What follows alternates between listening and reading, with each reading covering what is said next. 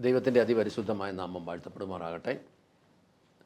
ദൈവസഭയുടെ യഥാർത്ഥ ഉദ്ദേശം, ദൈവം ഉദ്ദേശിക്കുന്ന ഉദ്ദേശം ആത്മാവിൻ്റെ രക്ഷയാണ്, മനുഷ്യരുടെ നിത്യതയാണ്. ദൈവത്തോടൊപ്പം അനേകരായിരിക്കണം എന്നുള്ളതാണ് ദൈവസഭകളുടെ യഥാർത്ഥ ഉദ്ദേശമായി ദൈവം കാണുന്നത്. അല്ലാതെ ഇന്ന് പറയുന്ന പോലെയുള്ള കവിഞ്ഞൊഴുകുന്ന ഭൗതിക അനുഗ്രഹമോ, പിന്നെ സൈക്കിളെ വന്നാൽ കാറേ പോകാമെന്നുള്ളതോ, വാരി എറിഞ്ഞാൽ അമൃത്തി കുലുക്കി കിട്ടുമെന്നുള്ളതോ, ഇതൊന്നും ദൈവസഭയുടെ ഉദ്ദേശമായിട്ട് ദൈവവചനം പറയുന്നില്ല. അതൊക്കെ ഇവിടെയുള്ള കള്ളന്മാർ പറയുന്നതാണ്. യേശുവിൻ്റെ 12 ശിഷ്യന്മാരിൽ ഒരുത്തൻ സാത്താനായിരുന്നു എന്ന് കർത്താവ് തന്നെയാണ് പറയുന്നത്.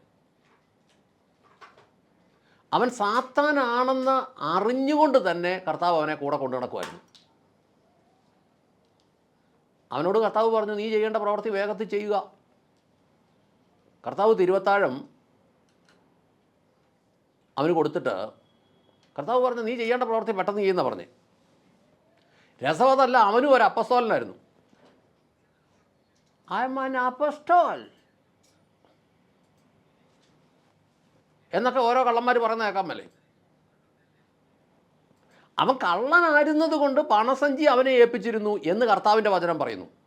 12 ശിഷ്യന്മാരിൽ യൂദ ഇസ്കരിയോത്ത എന്ന് പറയുന്ന സാത്താനാൽ നയിക്കപ്പെട്ടിരുന്ന കള്ളൻ്റെ കയ്യിൽ പണസഞ്ചി കൊടുത്തിരുന്നു. അപ്പോൾ ബാക്കി 11 പേരുടെ കയ്യിലും കൊടുക്കാത്ത പണസഞ്ചി സാത്താനും കള്ളനുമായവൻ്റെ കയ്യിൽ കർത്താവ് കൊടുത്തു. ഇന്നും നമ്മുടെ ഇടയിൽ ഈ പണസഞ്ചി കൈകാര്യം ചെയ്യുന്നവന്മാർ ഒക്കെ തന്നെയും ഈ യൂദാമാരാ. അവൻ ഈ പണസഞ്ചിയെക്കുറിച്ച് കൂടുതലും പറയാനുള്ളൂ. എങ്ങനെ പണസഞ്ചി വർദ്ധിപ്പിക്കാം, എങ്ങനെ എങ്ങനെ എങ്ങനെ അന്നേരം എന്നെ പറഞ്ഞ അയമാൻ അപ്പസ്റ്റോൽ.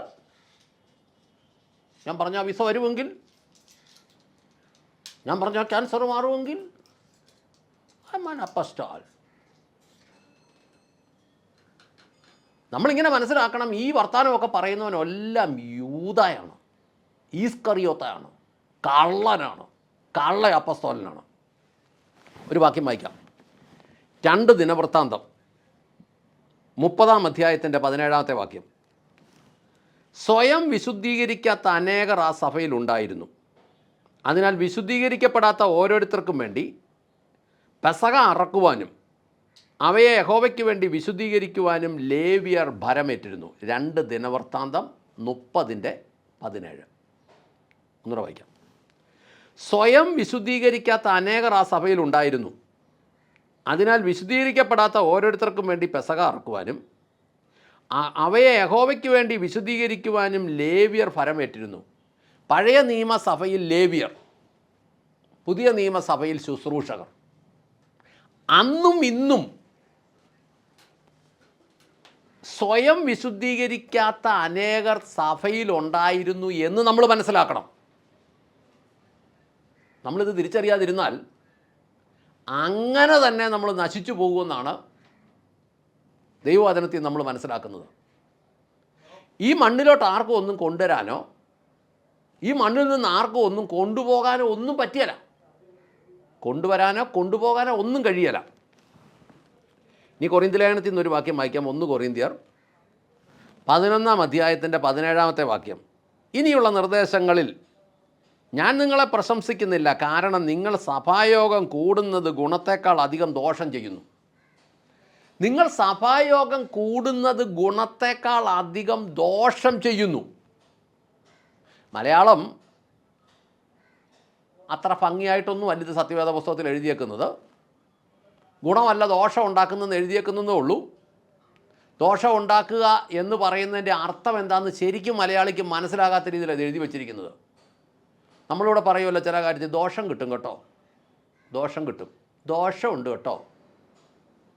അന്നേരം നമ്മൾ അതിനകത്തുനിന്ന് മനസ്സിലാക്കുന്ന എന്തോ ഒരു ഭംഗിയല്ലാത്ത എന്തോ ഒരു സംവിധാനം, ദോഷം. എന്നാൽ ഇംഗ്ലീഷ് ബൈബിളിൽ ദോഷം എന്ന് എഴുതിയിരിക്കുന്നിടത്തെല്ലാം എഴുതിയേക്കുന്നത് ഈവിൾ എന്നാണ്. ഈവിൾ. ഇവിടെന്ന് ഇംഗ്ലീഷ് ബൈബിളിൽ എഴുതിയെടുത്ത സത്യവേദ പുസ്തകക്കാരൻ അത് നൈസായിട്ട് ദോഷം എഴുതി അർത്ഥം തിന്മയെന്നാക്കി വെച്ചു. എന്നാൽ ദോഷമല്ല, അവിടെ എല്ലാം പിശാചിനെ തന്നെ ഉണ്ടാക്കുമെന്ന് എഴുതി വച്ചേക്കുന്നത്. സഭായോഗം കൂടുന്നിടത്തൊക്കെ പിശാചിനെ ഉണ്ടാക്കുമെന്ന്. ഈയിടത്തെ ആത്മിക ഗോളത്തിലെ വാർത്തകൾ, അറിവുകൾ, വീഡിയോകൾ നമുക്ക് മനസ്സിലാകുന്ന ഇവന്മാരെ എല്ലാം പിശാചിനെ ഉണ്ടാക്കുന്നതാണ്. യൂട്യൂബിൽ കിടന്നങ്ങ് വിലസുകല്ലേ, ഫേസ്ബുക്കിലും ഇൻസ്റ്റഗ്രാമിലും വാട്സാപ്പിലും ഒക്കെ കിടന്നങ്ങ് വിലസുകല്ലേ. എന്നാ ചെയ്യുന്ന? പിശാചിന് വേണ്ടി ഇവന്മാർ അറിഞ്ഞ് പണിയെടുക്കുക. 1 പത്രോസ് 5:7-8 വാക്യങ്ങളിൽ ഇങ്ങനെ എഴുതിയേക്കുന്നു: ദൈവം നിങ്ങൾക്കായി കരുതുന്നത് കൊണ്ട് നിങ്ങളുടെ സകല ചിന്താകുലവും ദൈവത്തിനെ പരമേൽപ്പിക്കുക.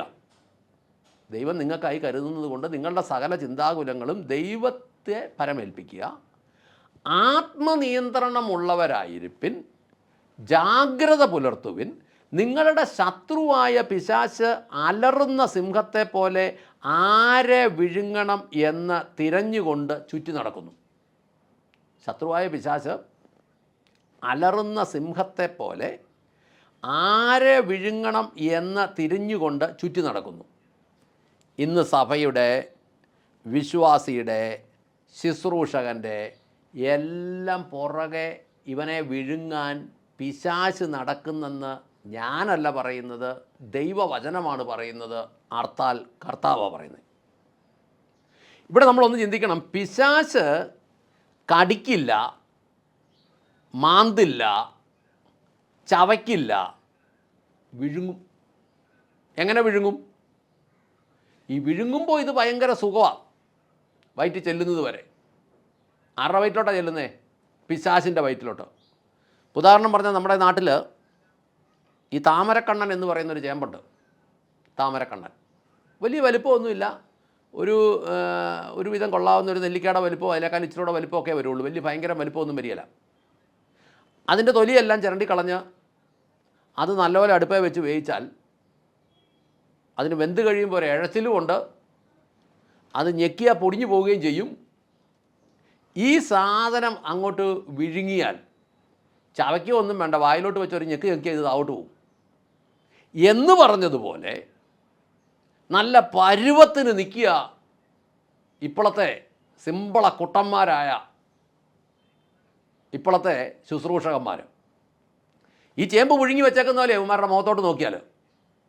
കാരണം പ്രാർത്ഥനയും ഉപവാസവും ഒക്കെ ഉണ്ടായിരുന്ന ഒരു കാലഘട്ടത്തിൽ,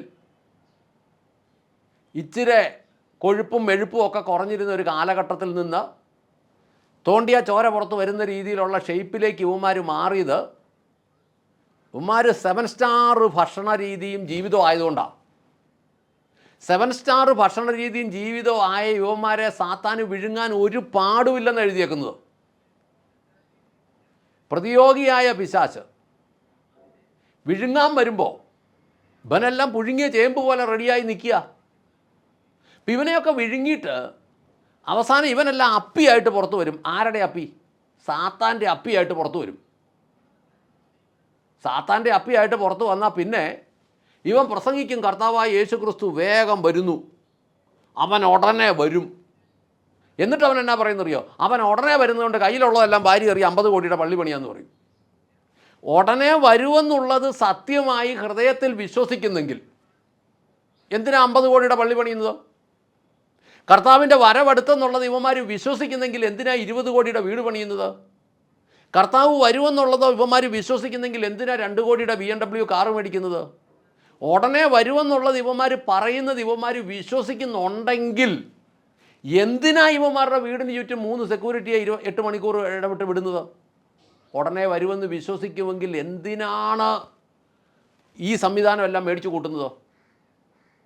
എന്തിനാണ് ഇതെല്ലാം ചെയ്യുന്നത്? അപ്പോൾ പറയുന്നത് ഇത്രേ ഉള്ളൂ, ഇവർ ഇതൊന്നും വിശ്വസിക്കുന്നില്ല. ഇവർ വിശ്വസിക്കുന്നത് ഇവരുടെ ജഡത്തിൻ്റെ സുഖവും സന്തോഷവും, ഇവരുടെ ഭക്ഷണവും, ഇവരുടെ 5 സ്റ്റാറും 7 സ്റ്റാറും ജീവിതമാണ്. അപ്പോൾ ദിനവൃത്താന്ത പുസ്തകം 2 ദിനവൃത്താന്തം 30:17 പറയുന്ന പോലെ ഇവന്മാർ തലപ്പം തൊട്ട് താഴെ വരെ സ്വയം ശുദ്ധീകരിക്കേണ്ടവരാ. ഇവന്മാർ ശുദ്ധീകരിക്കപ്പെട്ടേ മതിയാവൂ.